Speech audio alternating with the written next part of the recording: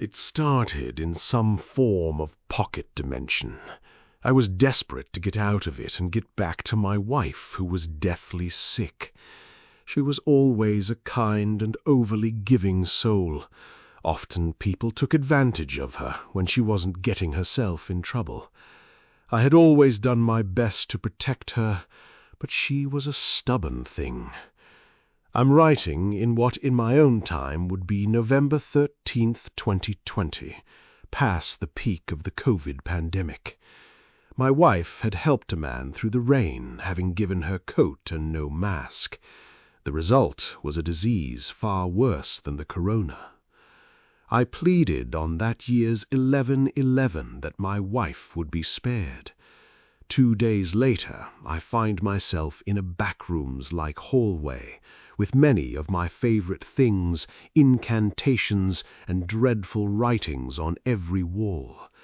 I could animate anything I wanted, including this book, which I shall use as a journal from now on.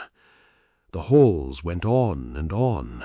It was as if they were an infinite maze that no matter where I walked and what I did, I always wound up circling to a mark I made at the beginning.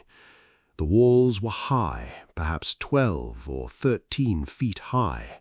The ceiling seemed to be non-existent, just an endless expanse of fog or something chases me wherever I go. I saw it eat a woman just the other day.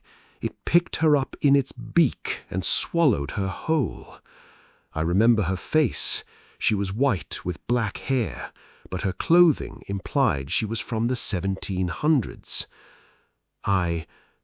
"Wait a minute," said I. I felt a tingle up my spine and the sudden feeling that I was being watched by something.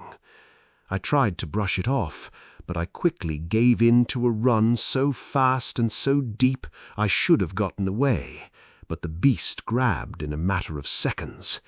It began to swallow me just like the girl, but I was not done yet. I could just take out my knife. With all my might I plunged it into the creature's pouch-like throat sac. The fiend howled in pain. I felt its beak snap twice around my waist as I was pushed out the enlarged hole in the creature's giraffe-like neck. I fell on the ground with a thud and frantically began to crawl away. I found a hole with a stair inside that went downwards. I had only just begun to drag myself down it when a great snapping beak prompted a brief tumble. The beast had hoped for its revenge. I'm now in a backrooms-like room with stairs and locked doors. I'm too tired to try them. I'm quite injured now from the monster's snapping mouth. I watch the door and the staircase with a door like a hawk should something come down it. When I'm rested, I will continue to traverse this wretched, treacherous halls of death. But I have not a clue of what to do now, much less what I'll see next. I must find a way out of this. I must find a way back to my wife. Hasty Lewd House.